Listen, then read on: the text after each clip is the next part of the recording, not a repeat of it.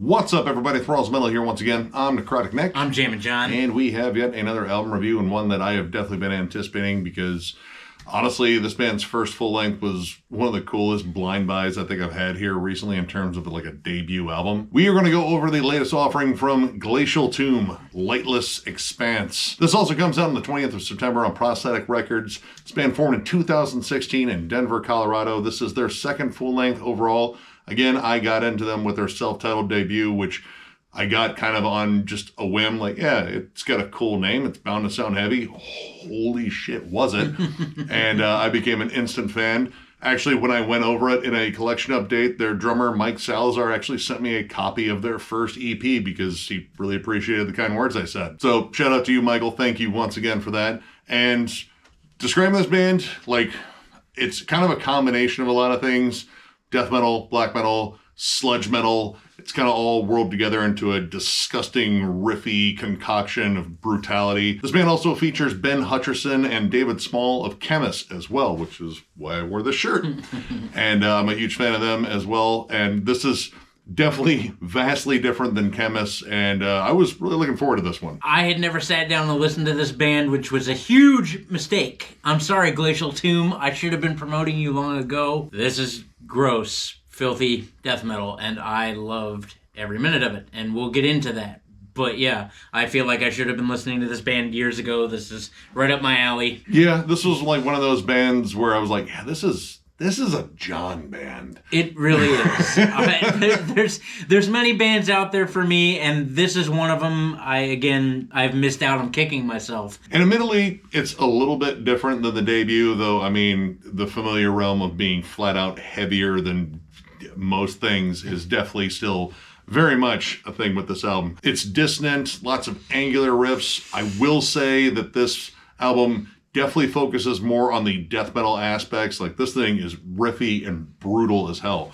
which their sound is definitely brutal on their debut as well and their EP. But this is like focused death metal brutality and somewhat technical too. Yeah, wild riffing, a mixture between dissonant atonal riffs and groovy chugs. Again, everything I love. Like the song Void Womb starts out with dissonant, down-tuned, gnarly chugs, absolutely sinister riffing, squeals, bends, and a gnarly-ass breakdown. I mean, right there, the first track that I really dug, and it just continues on, really, with that. Yeah, the breakdowns on here are particularly brutal. Like, not that they weren't brutal in the first one, but these feel just way more aggressive. This production here was done by one Arthur Risk, which, honestly, listening to it, it doesn't necessarily sound like an Arthur Risk mix. It's a little bit more compressed overall, especially in the drums, because Arthur usually kind of goes for a more reverby drum sound. The drums remind me, actually, a lot of the drums found on Go Ahead and Die's first record. Kind of really natural sounding, not too much in the way of reverb. It just sounds pretty much like it would directly in the studio without any effect on it. Everything is pretty much designed to sound punishing as hell. This is a very guitar-dominated mix, and that guitar tone is just absolutely filthy. Like, if you played this album next to a gallon of milk that you just got, it would be sour in 5 minutes. Filthy, murky, slimy, caustic-sounding guitars, just throughout, and the bass snarls, and like the mixture of the two together to me is audio bliss. Like, the grosser it sounds for me, probably the more I'm into it, and that's all over this album. Yeah, and honestly, I would have to say, like, you know, the vibe of this, because inevitably I was going to compare this to the debut because I love that debut, but the vibe on here is notably more aggressive. It's more fast-paced. Like, there's a lot more in the way of blast beats. Again, more technical, angular riffing, lots of transitions, and man, again, like, it's just flat out punishing sounding. Doesn't really leave that much room for atmosphere, but it does squeeze in some moments where there are like some like almost like early Mastodon-ish melodies, like kind of similar to like Leviathan, or even like a more like melodic Death Doom sound that kind of pops up on Enshrined in Concrete. It kind of reminded me a lot of like Hooded Menace or like Temple of Void, especially with the vocals in here, which Ben's vocals are savage. Like, he's got great lows and great highs. The highs on here in particular sound a lot like Trevor formerly of Black Dahlia Murder. It's spot on. Like, it sounds like him to the point where it's kind of haunting at points. Yeah. It sounds so much like him that if you would have told me that this was one of the last things he recorded before he shuffled off this mortal coil, I would have believed you. I mean, it's that spot on. But there are great vocal dynamics because it all the time will constantly shift from high to lows.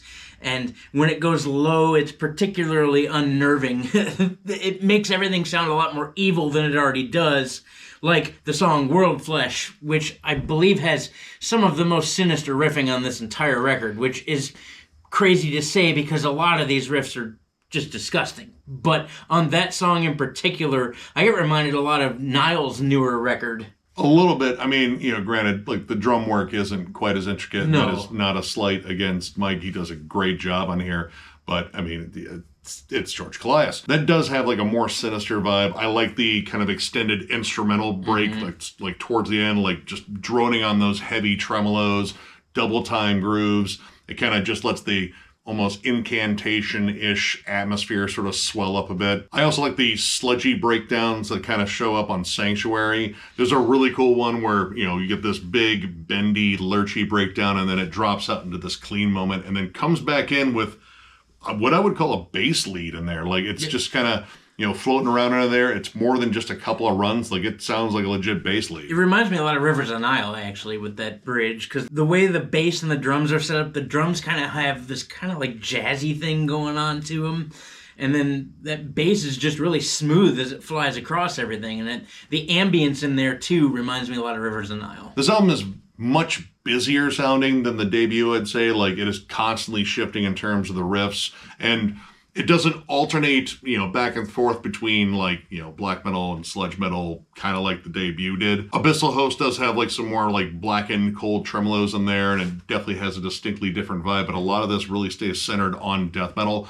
But I like the fact that there's a lot of variety in the riffs. Like, you get a lot of, more technical, definitely, like, dissonant death metal moments on here. Stuff that is kind of comparable to Vitriol, albeit maybe a little bit more listenable. Right, not as dissonant. Yeah, like that's like peak levels of dissonance, and that's still kind of difficult for me to get into. But there are like big chunky riffs in here that you can really latch onto, and then they're actually repeated. But there's also still some stuff that leans a little bit more towards old school death metal, like like flat out D beat sections. You get that in Shrine and Concrete, Abyssal Host, and the title track at the end, which is notably different because it's kind of like the big, slow, lumbering one. It kind of lets like the riffs drone out a bit, but that D-beat section comes in and it's like something that's a little bit more akin to like, Autopsy or Obituary, something like that. But again, kind of like done in their style. Now with that, I do have like some issues with this album versus the debut because they are kind of different. The debut is a shorter album overall by like roughly 2 minutes, but it also has less tracks, so the songs are a bit longer on that one, and I feel like there's more space between all the riffs. Like, this kind of just goes to the throat constantly. It's a very aggressive pace, and it is a lot blastier than I would say the debut is. Like, the debut has tons of just heavy grooves, more like sinister, kind of doomy riffs, that sludge metal side kind of coming out, and like more pronounced black metal sections. This album goes for the throat with death metal. Like, it is not even ripping your throat out, it's chewing it out. Yes. But in terms of like a flat out death metal sound, I would say like it's more modern death metal versus old school death metal, whereas the debut had maybe a little bit more of both, or at least the ratio was like a little bit more 50-50. This screams more of a modern release, and it kind of has lost a little bit of that old school charm that I really dug about the first one. That and the faster pace and the shorter songs, I feel like the songs are just kind of squeezed in terms of like, the shifts and all the riff changes and such. Like, there's not a lot of breathing space in the transitions sometimes, so you get this constant battering that's on here, which is awesome, especially if you love your death metal exceptionally brutal, because this is surprisingly brutal at points. Like, Wound of Existence is almost like a brutal death metal song / like brutal deathcore. Like, it's got syncopated, heavy breakdowns. It has borderline slam riffs in it, and it just has a more brutal presence overall. In fact, I don't think Melody was really invited to that song. It's all about syncopation, little bit of dissonance, and then just absolutely savage riffs, especially the big bendy lurchy breakdowns, which those will get him every time. Those will get me almost every time too. I dig them, but I feel like they kind of repeated that trope a little bit much on here too. I don't have those gripes. I'm gonna be honest. I did listen to the first record before we got down here, and while that is vastly different, I think the point of this record was to go for the throat and to be a little bit more compact and kind of just shoved in there. And I think the point of this whole record was just to be gross and gnarly, which I think they excelled at. Again, most of what I love about bands like this is all in this record. Like, it's dissonant and gnarly and gross. I spent 90% of this record with a stank face, just going bleh. And the other 10% I spent going heh, because the opening track, Stygian Abattoir, is nuts. That song's just nuts. Tons of just blasty, wacky riffs and constant changes. Like, that one confused me. But beyond that, I spent this whole record going, that's gross. That's gnarly. That's gross. And like that's what I love about death metal. So, I don't have those same complaints. Well, I will say that the first record does allow the songs to breathe a little bit more and kind of takes its dear old sweet time sometimes to go between parts or transitions. I think the point of this record was something totally different. Yeah, the thing that I really liked about the first one, and I still think it's kind of present here, is, again, that breathing space and the whole building into the next section. And that album, I think, has like a little bit more of, again, like a sinister, more menacing presence versus the outright brutality. And I would even say like more technical play on this one. Like, there's definitely riffs in here that are more similar to like, immolation and such. But overall, I still really dig it. It's just, a bit of a change I really wasn't expecting. It still executes well at being just absolutely savage. It's a much faster paced, again, more like brutal in your face listen. And I dig those overall. So overall, I'm going to give this 3.5 stars. I think this is a pretty solid follow-up. Granted, I do like the debut more. I've also had more time with it, but it is kind of a different feel to that one.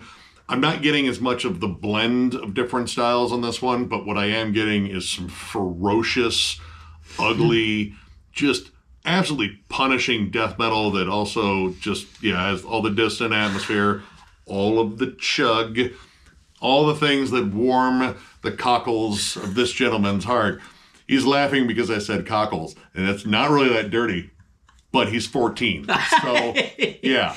Yeah, what are you going to do? This album is chock full of just some of the grossest breakdowns, at least so far I've heard from this band, in terms of like just brutality. But again, different than the first one, not necessarily bad, but, just different. Like, this is going to take probably a few more listens for me to really kind of settle in on what they're doing here. But overall, I do dig this. If you're a big fan of, it's still Incantation, maybe a little bit more Immolation on here. Bit of Hooded Menace every now and then.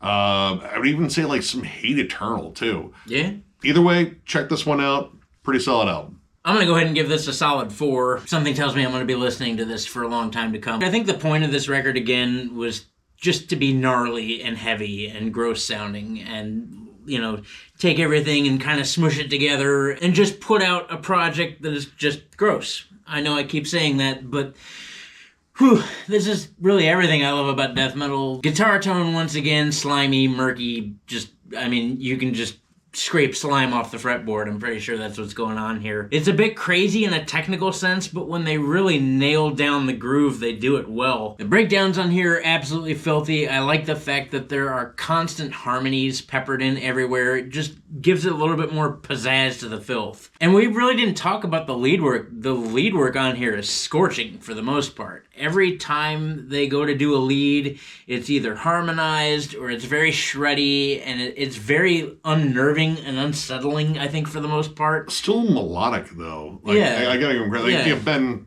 I know his lead work from Chemist. Yeah. But again, the gross, filthy breakdowns are gnarly, and I love atonal, down-tuned riffing, and they've got me licked on that one. So Yeah, if you're a fan of, again, Incantation, I think there's some Nile influence going on here, some Hate Eternal, and then you get newer bands like Teeth, or Outer Heaven, or Nightmare, or Cosmic Putrefaction. You know, a bunch of bands that I love anyway are found on this record. I don't know, check it out for yourself. I'm going to dig into this band wholeheartedly over the next couple days, and even though there's only 2 albums, something tells me they'll be on repeat a bunch. Good job, guys. You got a new fan. I've really been here all along, but this was the first time I really sat down and listened to it. I'm sorry, but yeah, check it out. Yeah, his lip curled like, you know, someone farted directly in his mouth like every time a breakdown hit. I think you guys got him. Yeah, you got me. So, if you enjoyed this review, give it a thumbs up. And if you are new to the channel, subscribe, because we do stuff like this all the time. We are also on Patreon. If you'd like to help us out there, there's a link down below to thrallsmetal.com. Our Patreon link is there. It is also on our channel, up in the banner in the bottom right-hand corner.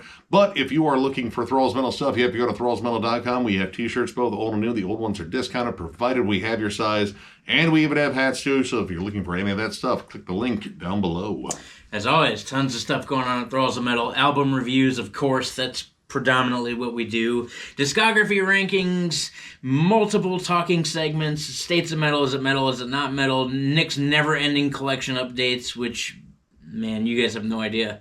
But yeah, we keep doing all this stuff because of you guys. We genuinely appreciate all of our subscribers, our family, our friends, everybody that's supported us along the way. We actually couldn't do this without you guys. I mean, we could, but it wouldn't be nearly as fun, and we thank you for that. Yeah, you guys absolutely roll, and we're looking forward to overloading you with more content. So one more big thank you because of all your rulage, and we will catch you later.